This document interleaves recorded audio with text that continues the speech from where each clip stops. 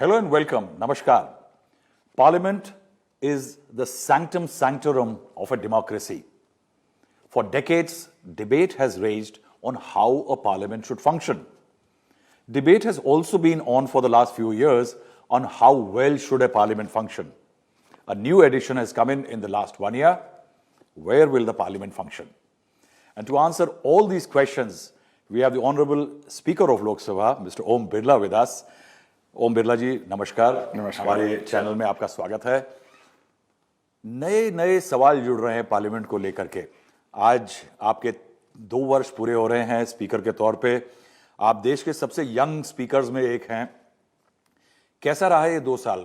काफी उधम भी हुआ, पार्लियामेंट अखाड़ा भी बना, लेकिन काम भी हुआ। ये 2 वर्ष कार्यकाल एक ऐतिहासिक कार्यकाल लोकतंत्र का रहा। सदन के नेता, माननीय प्रधानमंत्री जी, सभी दलों के नेता, सभी माननीय सदस्यों के सहयोग से ये 2 वर्ष जहाँ पर सर्वाधिक कार्य की दृष्टि से अधिक उत्पादकता रही, कानून बनाने की दृष्टि से भी माननीय सदस्यों ने सक्रिय भागीदारी निभाई। कानून बनाने का काम भी सक्रिय भागीदारी के साथ अधिकतम समय, आवंटित समय से ज़्यादा समय उस पर चर्चा हुई। 377 जो एक माननीय सदस्यों का एक साधन होता है, रूल 377, जिससे कार्यपालिका पर जवाबदेही हो सके, अपने इलाके के, देश की समस्याओं को, सवालों को उठाते हैं। उस पर माननीय मंत्रियों ने 90% से ज़्यादा माननीय मंत्रियों ने जवाब दिए। शून्यकाल एक ऐसा काल होता है जिसमें माननीय सदस्य अपने क्षेत्र की समस्याओं को विशेष रूप से उठाते हैं। पहले सत्र के पहले कार्यकाल में एक दिन में 161 माननीय सदस्यों ने अपने क्षेत्र की समस्याओं को उठाया। तो कार्य उत्पादकता की दृष्टि से, कानून बनाने की दृष्टि से और विशेष रूप से कोविड कार्यकाल के समय भी जिस संवैधानिक दायित्वों के साथ माननीय सदस्यों ने संसद में कामकाज में भागीदारी निभाई, इसके लिए मैं देश के सभी माननीय सदस्यों को, देश की जनता को बधाई देता हूं कि उनके प्रयासों के कारण ही 2 वर्ष अधिक उत्पादकता के रहे और हमने संसद को अधिक जवाबदेही बनाने का काम किया। सर, आप अगर डेटा देखें पार्लियामेंट का काम का, तो अभी तक 17वीं लोकसभा के 5 सेशन हुए हैं, जिसमें एवरेज 122% का जो है आंकड़ा वो छुआ गया है। 114 सिटिंग्स में 712.9 घंटे आप लोगों ने काम किया है। लेकिन 18 जुलाई 2019 को जब 161 एमपी जीरो हार में पार्टिसिपेट हुए थे, क्या आपको नहीं लगता कि रोज नहीं तो हर 3 दिन बाद ऐसा हो जाना चाहिए? क्या आप सांसदों से अपील करेंगे कि ये प्रथाएं जो हैं अच्छे काम की, ये फॉलो की जाएं, इनका अनुसरण हो, खराब करना? ये बात सही है कि संवैधानिक परंपराएं, परिपाटियां हमारी उच्च मापदंड को स्थापित की हैं। मेरे से पूर्व जितने भी माननीय अध्यक्ष रहे, उन्होंने इस संसद की मर्यादा को बढ़ाने का काम किया, संवैधानिक अच्छी परंपराएं, परिपाटियां लागू की, नियम कानून बनाए। क्योंकि हमारे पहले अध्यक्ष के रूप में भी उनके सामने बहुत चुनौतियां थी। भारत आज़ाद हुआ था, आज़ाद होने के बाद उनके सामने कानून बनाने की चुनौतियां, सदन चले उसके लिए नियम प्रक्रिया बनाने की चुनौतियां। लेकिन समय समय पर जितने भी 16 माननीय सदस्य रहे, उन्होंने उच्च मापदंड किए हैं। और ये शून्यकाल के अंदर भी समय समय पर परिवर्तन होते गए। पहले शून्यकाल के अंदर 5 थे, फिर 10 हुए, फिर 20 हुए। शून्यकाल क्योंकि 17वीं लोकसभा के अंदर महिला सदस्यों की संख्या की दृष्टि से भी सबसे ज़्यादा महिला सदस्य चुनकर आए, नौजवान भी सबसे ज़्यादा चुनकर आए और नए माननीय सदस्य भी सबके चुनकर आए। बड़ी आकांक्षा, अपेक्षाओं के साथ चुनकर आए थे। जनता की उम्मीदों को पूरा करने का उन पर दबाव था। इसलिए मेरी कोशिश थी कि उनको पहले कार्यकाल में वो अपने क्षेत्र की समस्याओं, लोगों के अभाव, लोगों को तकलीफ़ों को सदन के माध्यम से सरकार के सामने ला सके, वो एक अच्छा प्रयास रहा जिसका परिणाम आया।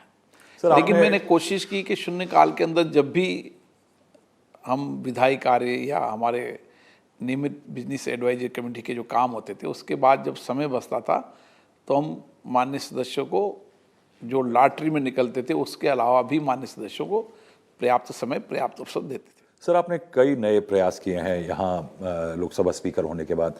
एक डिजिटाइजेशन बहुत बड़ा है, पेपरलेस एफर्ट, क्योंकि जो आंकड़े मैं देख रहा हूं कि करीब 1.25 करोड़ A4 शीट के कागज बचा दिए आपने एक साल में। क्योंकि देश प्रगति की ओर बढ़ रहा है, देश डिजिटल युग की तरफ बढ़ रहा है।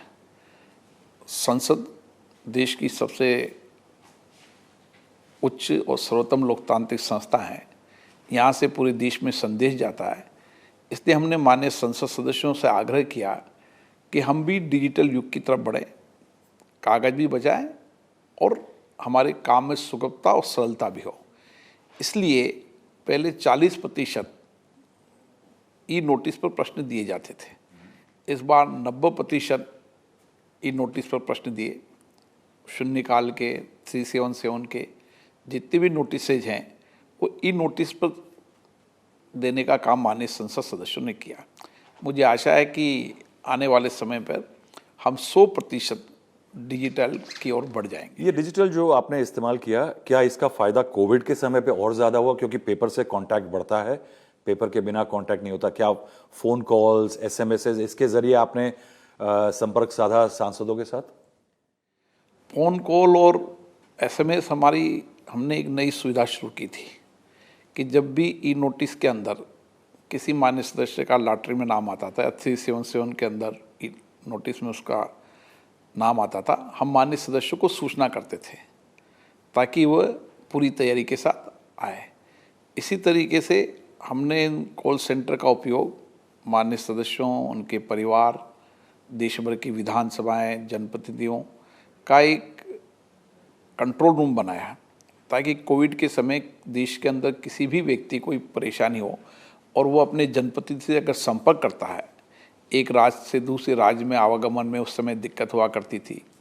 कोविड के पहले कार्यकाल में, लॉकडाउन के लंबे समय में ऐसे कई छोटी मोटी समस्याएं थी, तो हमने सभी पीठासीन अधिकारियों से चर्चा करके एक कंट्रोल रूम बनाया। सभी राज्यों में कंट्रोल रूम बने और लोकसभा के अंदर कंट्रोल रूम बना ताकि सब राज्य और केंद्र मिलकर किस तरीके से लोगों की सामान्य समस्याओं का समाधान कर सकते हैं, इसका प्रयास किया।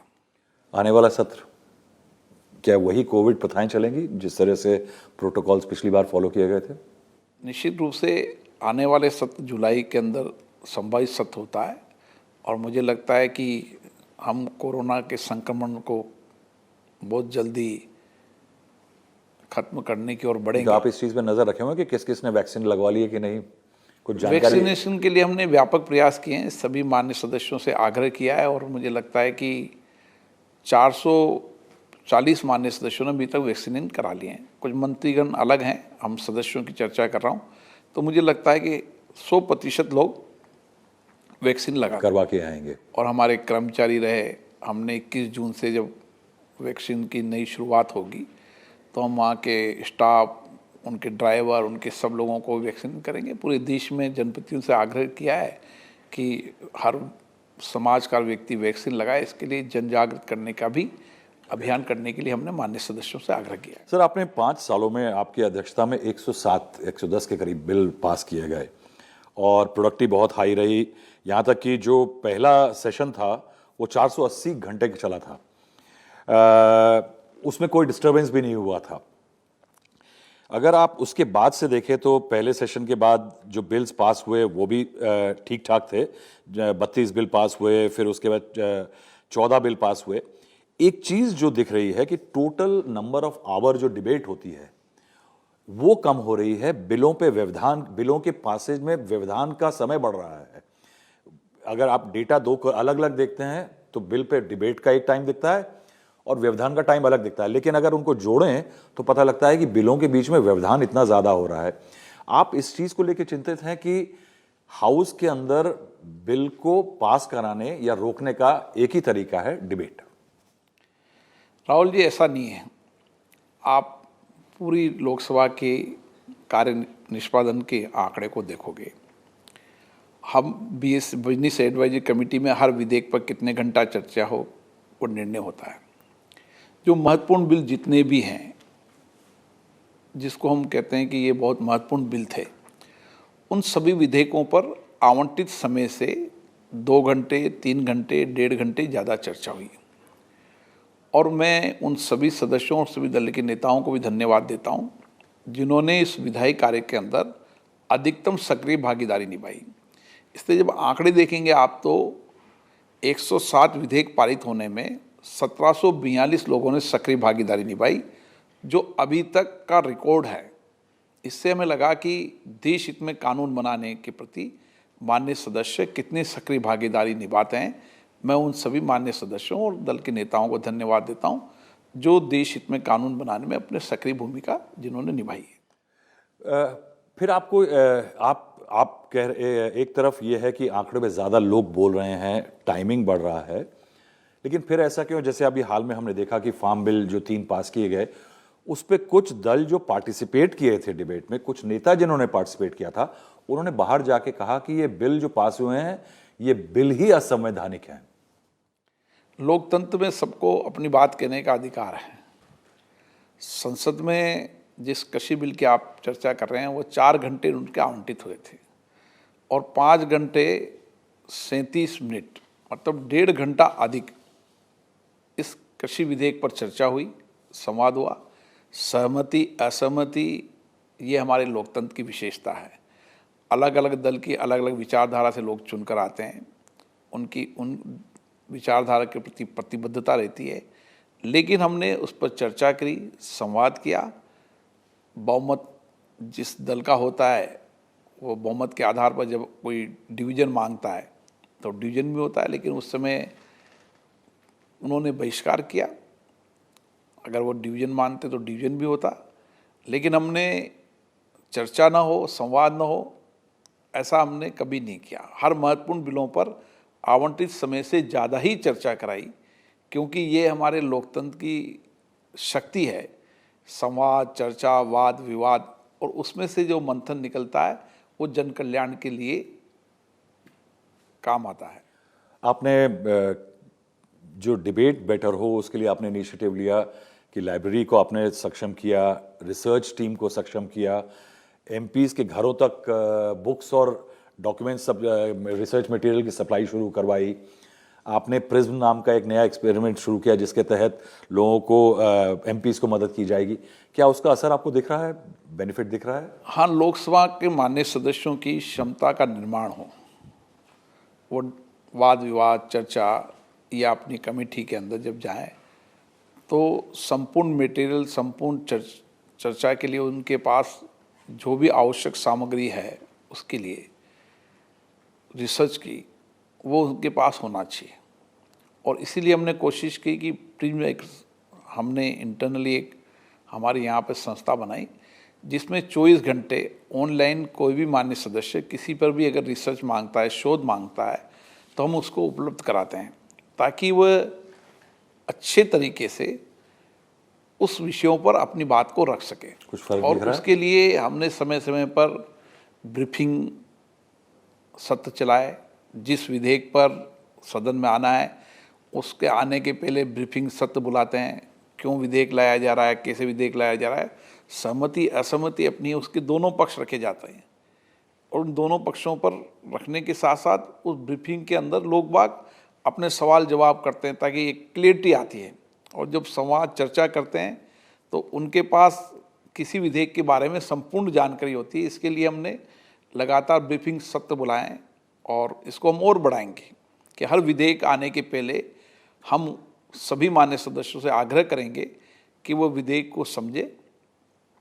पक्ष विपक्ष तर्क वितर्क करना उसका अपना दायित्व है, लेकिन उसके पास संपूर्ण जानकारी हर विषय की होनी चाहिए। इसलिए हमने शोध ग्रंथालय को और मजबूत सशक्त करने का काम किया है।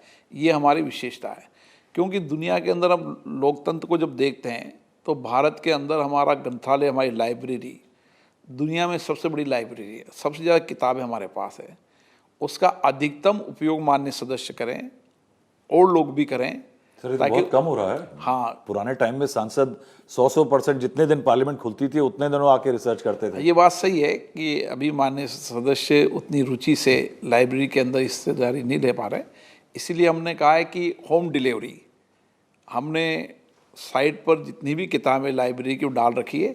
कोई माननीय सदस्य अगर ये चाहता है कि मुझे ये किताब चाहिए तो हम होम डिलीवरी भी उसके घर पे किताब पहुंचाने का काम करेंगे, ताकि वो एक बेहतरीन सांसद बन सके। ये हमारा काम है, उसको सांसद बनाने की हमारी लगातार प्रयास रहता है। आपका प्रयास है कि शोध बढ़ाइए, आपका प्रयास है लाइब्रेरी बेहतर कराइए, आपका प्रयास है कि सुविधाएं ऐसी करिए कि बेटर पार्टिसिपेशन हो, और उसको करने के बाद जनता में कितना आक्रोश होता होगा कि भाई पैसा जनता का गया, आपने मेहनत करी और सांसद वेल में उतर गया।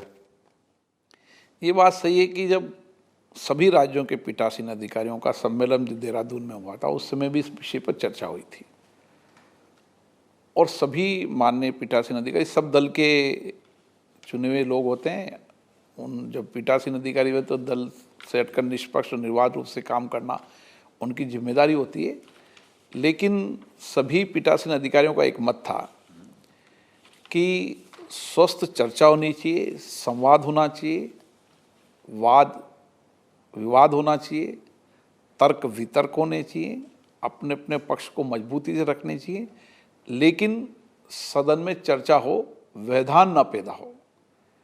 और इसके लिए मेरा व्यक्ति से रूप से भी और सदन के रूप में भी माननीय सदस्यों से आग्रह रहता है कि ये सदन हमें जनता ने इसलिए चुनकर भेजा है कि हम जनता की भावनाओं को रखें, उनकी आकांक्षा अपेक्षाओं को सदन में रखें और कार्यपालिका पर जवाबदेही बना सकें।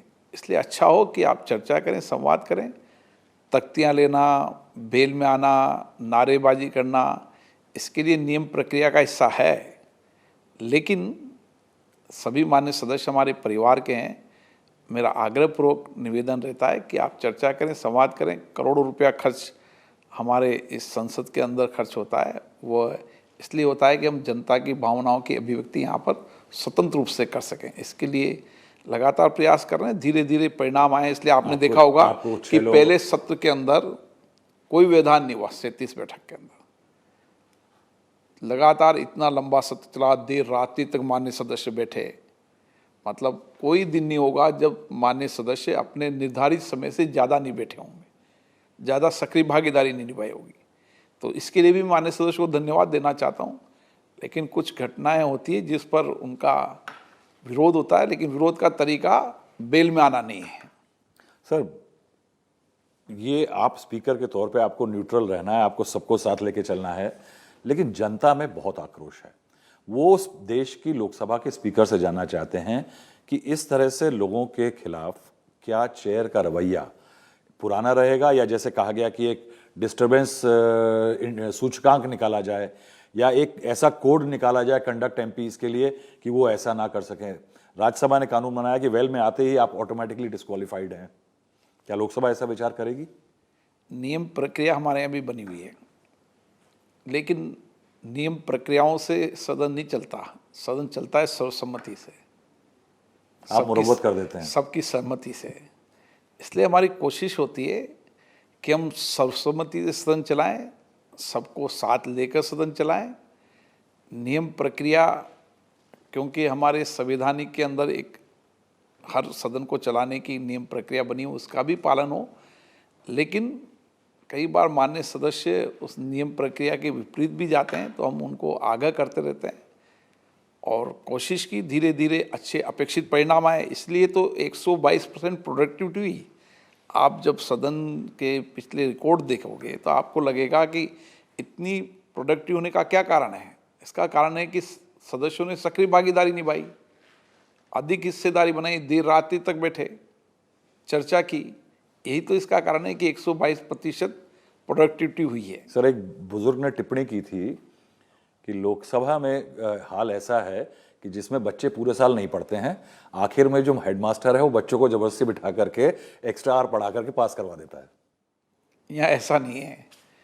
ये सब लाखों लोगों का प्रतिनिधित्व करने वाले जनप्रतिनिधि हैं। कोई 16 लाख का करता है, कोई 20 लाख तो का। लेकिन क्या जनता में आक्रोश है, ये बात आपको पता है? मैं हमेशा ये प्रयास करता हूं और माननीय सदस्यों से आग्रह करता हूं कि जनता ने जिस अपेक्षाएं आकांक्षाओं से आपको सदन में भेजा है, चर्चा संवाद करने के लिए भेजा है, नारेबाजी तख्तियां बेल में आने के लिए नहीं भेजा है।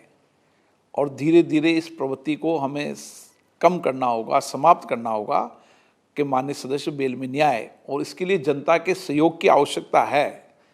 अगर जनता जो जो चुनकर भेजती है वो अपने माननीय सदस्यों को आग्रह करें कि आप हमारी भावनाओं को रखो, हमारी अपेक्षाओं को रखो, हमारी कठिनाइयों को रखो, हमारी समस्याओं को रखो, बेल में ना हो, तो धीरे धीरे एक वातावरण तैयार होगा कि हम बिना डिस्टर्बेंस के सदन चलाएंगे।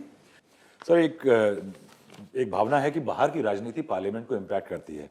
इसी से अगर हम लगे हुए मुद्दे को देखें तो मुद्दा आता है कि पार्लियामेंट कहाँ काम करेगी।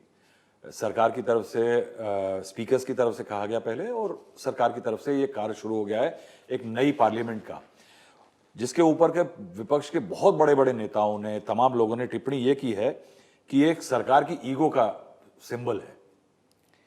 इसमें सरकार के ईगो का प्रश्न नहीं है। मैं देश की जनता को बताना चाहता हूं कि लोकसभा और राज्यसभा के दोनों सदनों ने हमने आग्रह किया था सरकार से कि इस वर्तमान भवन को, जो ऐतिहासिक है, पुरातत्व है, और मैं कह सकता हूं कि आज भी ऐसा भवन दुनिया में किसी संसद का नहीं है, लेकिन ये 100 साल पुराना हो चुका है।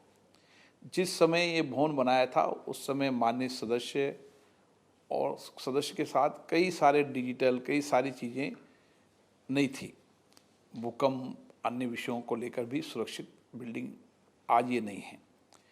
इसलिए क्योंकि इस बिल्डिंग में बाहर के वातावरण, बाहर के हिस्से में परिवर्तन नहीं हुआ, अंदर समय समय पर आवश्यकताओं के अनुसार परिवर्तन होते गए जी। और उस परिवर्तन होने के कारण ये भवन अब कई सारे काम करने के लिए उपयुक्त नहीं रहा, ऐसा सभी माननीय सदस्यों का मानना था। अंदर अब सिटिंग का अरेंजमेंट देखेंगे तो वहाँ पर बैठने में दिक्कत आती है, राज्यसभा के अंदर दिक्कत आती है, सेंट्रल हॉल में जब जॉइंट फंक्शन होता है तब परेशानी आती है, क्योंकि भविष्य के अंदर माननीय सदस्यों की संख्या भी बढ़ेगी और उनकी कार्यकुशलता और क्षमताओं को भी बढ़ाना है। हमें बिजली की बचत करनी है, पानी की बचत करनी है, ग्रीन बिल्डिंग बनानी है, भूकंप रहित बिल्डिंग बनानी है, हमें कई नए इक्विपमेंट लगाने हैं, हमें डिजिटल बिल्डिंग बनानी है। इसके लिए 971 करोड़ रुपए का ये भवन निर्माण हो रहा है।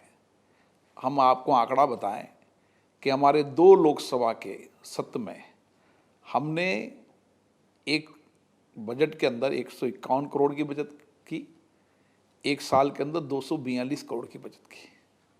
हम जहाँ तक मित्रता का सवाल है, हमारे संसद के कामकाज में हम बचत करें, मित्रता लाएं, लेकिन हमारी कार्यकुशलता बढ़े, ये हमारी प्राथमिकता रही है। और इसी कारण से आवंटित बचत में 20 से 30% की बचत करना, ये निश्चित रूप से हमारे सचिवालय की और हमारे अधिकारी लोगों की कार्यक्षमता है कि उन्होंने किस तरीके से कम खर्चे में अधिक काम की दिशा में काम किया। जैसे आपने बताया कि 1 करोड़ 25 लाख पेज बचाए, ऐसे हमने कई हेड के अंदर बचत की है और इसके प्रयास हुए। निश्चित रूप से नई जो बिल्डिंग बनेगी उसके अंदर ग्रीन बिल्डिंग बचेगी तो कई चीज़ों की बचत होगी, हमारे संसद सदस्यों की कार्यकुशलता बढ़ेगी, उनकी क्षमता बढ़ेगी, डिजिटलीकरण होगा।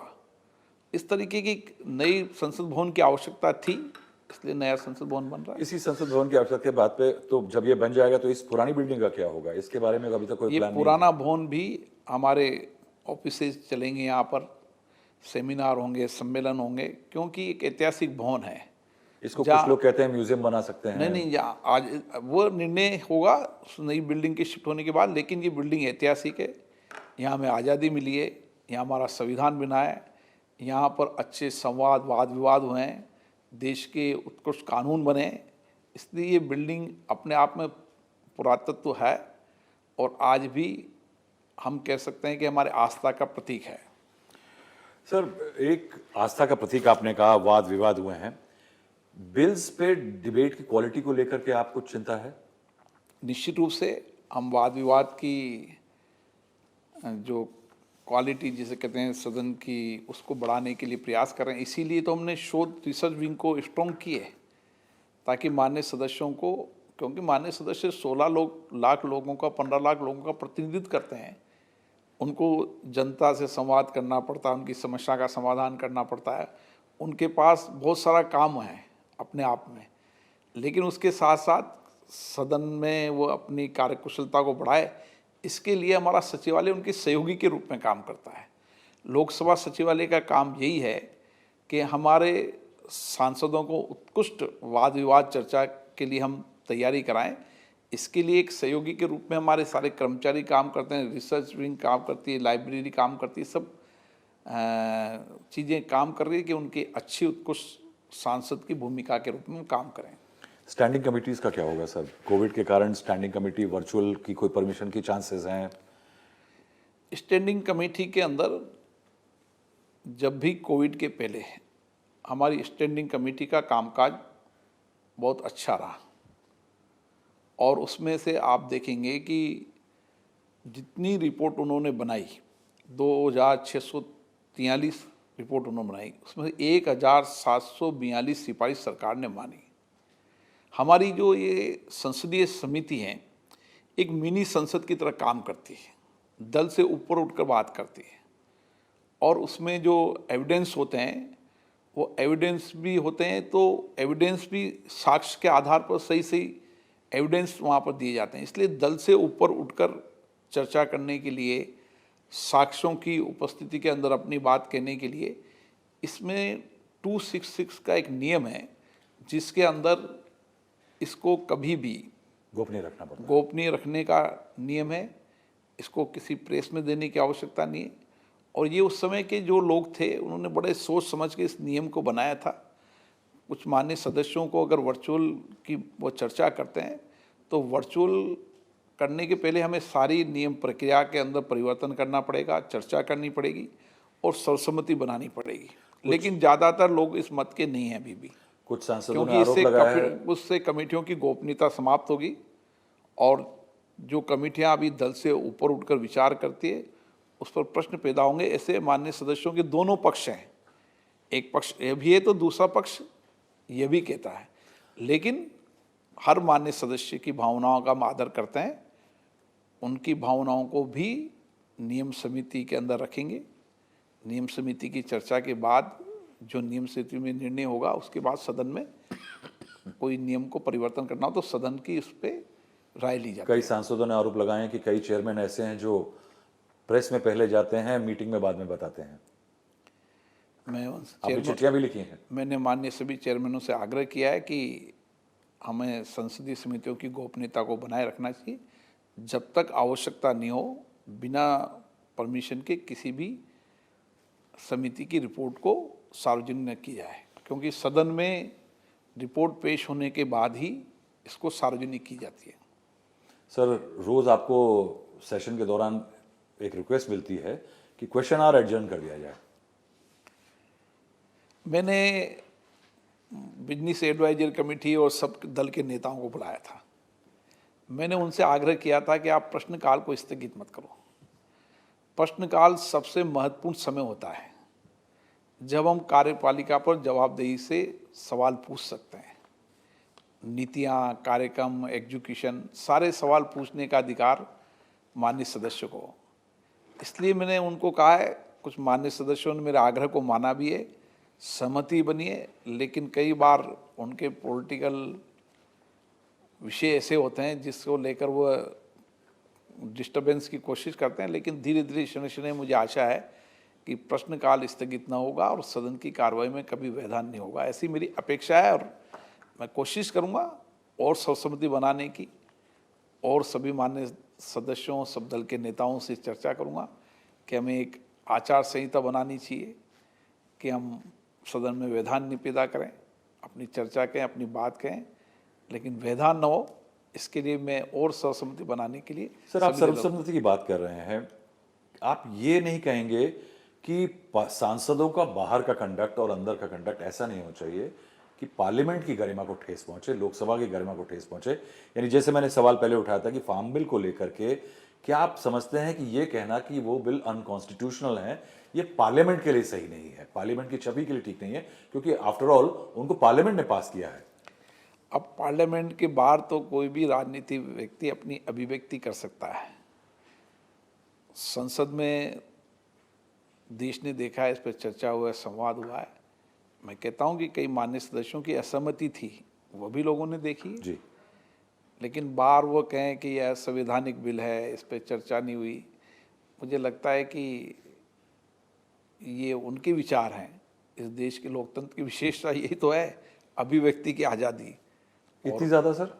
अभिव्यक्ति की आज़ादी की ये हमारी परंपराएं रही है और हमारे लोकतंत्र की विशेषता रही है, हमारे संविधान में। इसीलिए तो हर व्यक्ति को अपना संवैधानिक अधिकार दिए हैं कि व्यक्ति को अपनी बात कहने के अभिव्यक्ति की आज़ादी है।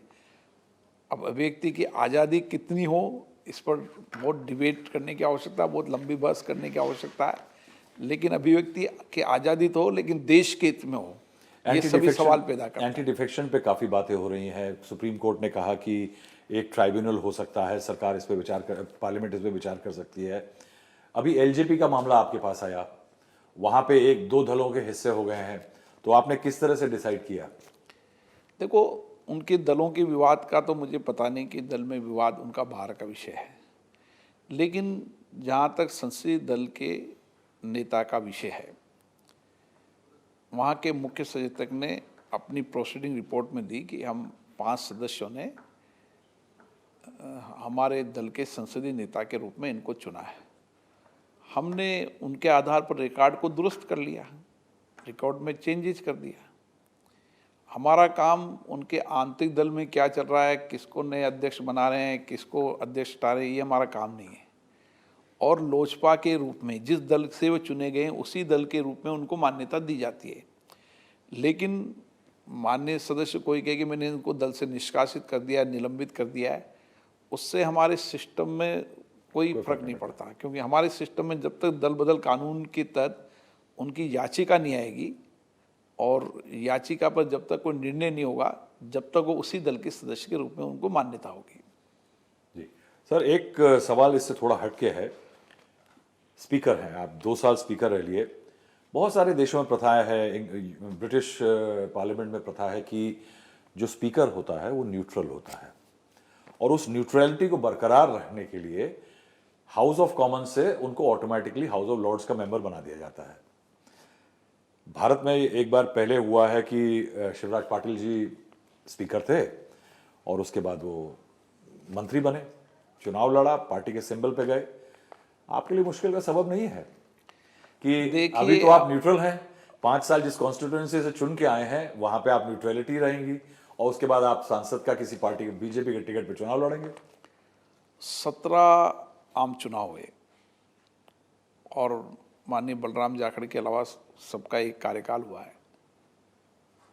17 हमारे करीबन स्पीकर्स हुए हैं, और मैं आज देश को ये कह सकता हूं कि सभी माननीय पीठासीन अधिकारी अध्यक्षों ने इस सदन की मर्यादा को बढ़ाया और दल से ऊपर उठकर जो जिम्मेदारी उनको दी गई थी, दायित्व दिया गया था, वो उन्होंने निभाया है।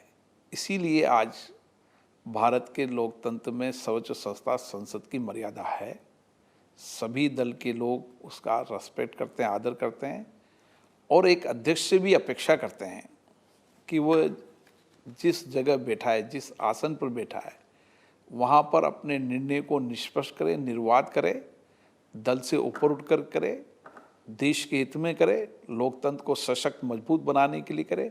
और यही परंपरा हमारे पूर्ववर्ती अध्यक्षों ने अपनाई है, जिसके कारण आज इसकी प्रतिष्ठा है। मेरी भी ये कोशिश होगी कि दल से ऊपर उठकर निर्वाध रूप से, निष्पक्ष रूप से मैं सदन को चलाऊं, सबकी दल के नेताओं से चर्चा कर सर्वसम्मति सदन चलाऊं, सबकी बातचीत सुनो और सबको बोलने की अभिव्यक्ति की स्वतंत्रता हो, सब अपनी बात अपनी कह सके सदन में। इसके लिए मैं और अच्छे प्रयास करने की कोशिश करूँ। जब आपको इम्पार्शियल होने की, चेयर इम्पार्शियल हो रही है, इसका चार्ज लगता है, तो थोड़ा मन को खेद नहीं होता? अभी 2 साल में तो ये मेरे पर आरोप नहीं लगा। मैं भविष्य में और कोशिश करूंगा कि चेयर पर ऐसा आरोप ना लगे। थोड़ा सा एक सवाल में, थोड़ा सा आप क्योंकि बात कर रहे हैं, क्या बहुत भारी बहुमत कई बार विपक्ष को कमजोर करता है एक सत्ता दल का, उसके कारण जो उसके उसके बिल्स को इंटरवीन करने की, कुछ बेहतर करने की कैपेबिलिटी को कम कर देता है? ये बार बार विपक्ष कह रहा है ऐसा नहीं है, ब्रूट मेजॉरिटी का अब इस्तेमाल ऐसा होगा नहीं, लोकसभा देश में। की जनता ने जिन विचारधारा को, जिस दल को चुनकर भेजा है, उनकी सत्ता होती है। लेकिन माननीय प्रधानमंत्री जी ने पहले दिन ही कहा था कि संख्या के आधार पर हम किसी के सम्मान में, उसकी प्रतिष्ठा में कोई कमी नहीं आएगी। संख्या के आधार पर उसकी बात को नहीं सुनना, ऐसा नहीं होगा। लोकतंत्र जब भी मजबूत होगा जब प्रतिपक्ष मजबूत हो, और यही लोकतंत्र की विशेषता है। इसलिए आपने देखा होगा सदन के अंदर मैंने प्रतिपक्ष के माननीय सदस्यों को अधिकतम समय, अधिकतम अवसर दिया है। कभी कोई माननीय सदस्य प्रतिपक्ष का नहीं कह सकता कि हमें पर्याप्त अवसर, पर्याप्त समय नहीं मिला। और मेरा आग्रह रहता है इस बात में, क्योंकि हमारे लोकतंत्र में प्रतिपक्ष का भी अपना एक महत्व है। और लोकतंत्र जब ही मजबूत हो सकता है जब हम दोनों, सत्ता पक्ष और प्रतिपक्ष को समान रूप से अवसर दें। और ये कोशिश है, और ये कोशिश और करेंगे कि सत्ता पक्ष हो, प्रतिपक्ष हो, संख्या के बल के आधार पर ये बात सही है कि समय आवंटित होते हुए उसमें जितनी माननीय सदस्य संख्या होती है उतना समय मिलता है। लेकिन फिर भी मैं आवंटित समय से ज़्यादा समय इसलिए उपलब्ध कराता हूँ ताकि प्रतिपक्ष के माननीय सदस्यों को, नेताओं को अपनी बात कहने का पर्याप्त अवसर, पर्याप्त समय मिले। सर, लास्ट सवाल कि क्या आप चाहेंगे कि सरकार थोड़े ज्यादा बिल स्टैंडिंग कमेटी को भेजे, जिससे, क्योंकि आपने कहा कि वो एक मिनी पार्लियामेंट है, वहां पे स्क्रूटनी, विचार विमर्श, स्टेक होल्डर, उनका इन्वॉल्वमेंट होने से बिल निखर सकते हैं ज्यादा? क्योंकि ऐसे भी सेशन हुए जिसमें 14 बिल पास हुए हैं और एक भी स्टैंडिंग कमेटी में नहीं गया।